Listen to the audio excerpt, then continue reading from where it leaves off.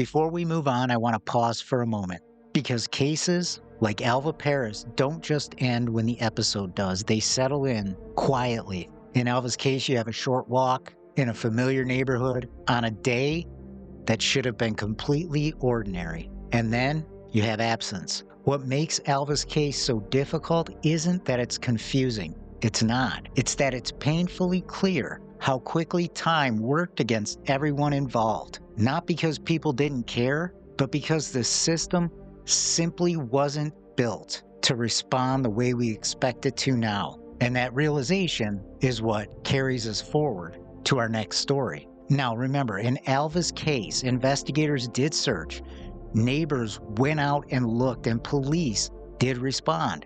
But by the time foul play was suspected with a degree of certainty, the window for decisive action had already disappeared. Evidence had been exposed, memories lost or blurred, and the urgency, while it was real, lacked focus. And that pattern, unfortunately, is not unique. And in fact, it shows up again and again in mid-century cases involving missing children, which brings us to the name Kenneth Hager. Kenneth Hager vanished in Baltimore in 1947, more than a decade before Alva, and in a world with even fewer safeguards. Just like Alva's case, there were no alerts, no databases, no standardized procedures for escalating a missing child case beyond a neighborhood search. When Kenneth didn't come home, concern naturally grew, but slowly. And once early searches failed to turn up answers, the case effectively stalled.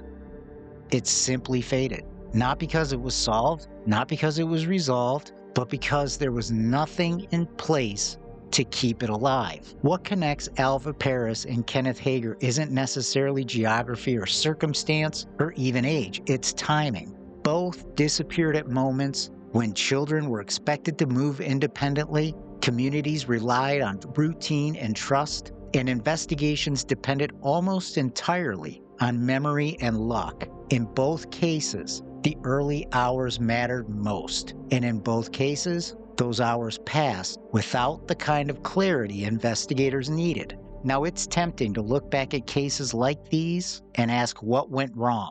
But a better question might be, what didn't exist? The systems we rely on today, rapid alerts, amber alerts, centralized records, coordinated searches, were built because of cases like Alva's and Kenneth's, but they didn't exist at that time. The challenge with cases this old is that too many children disappeared quietly, and too often, the record ends with only a name and a date. In the next episode, we'll step further back into 1947 Baltimore and tell Kenneth Hager's story in full. Not as a mystery built on speculation, but as a historical record shaped by its time, its limits, and the silence that followed. If you'd like to stream episodes, submit cases, or find us on social media, go to midnightmysteryarchive.com. You can do each and every one of those things directly from our homepage. You can also join our growing Midnight Mystery Archive Facebook group, where we discuss the cases covered on the show as well as cases in the news.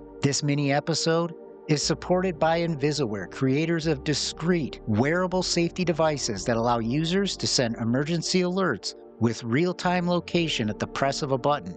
You can learn more at invisaware.com/midnightmysteryarchive and get 10% off your first order. And a thank you as well to Scrivener, the writing software I use to write these episodes as well as my first novel. You'll find a link to Scrivener in the show notes. And if you find value in careful, evidence-first storytelling, consider leaving us a rating on Apple Podcasts or Spotify. It helps independent shows like us reach new listeners who care about accuracy over speculation and sensationalism. This coming Friday, the 1947 case of Kenneth Hager. In 2 weeks, we'll discuss the Mayfield siblings. Until next time.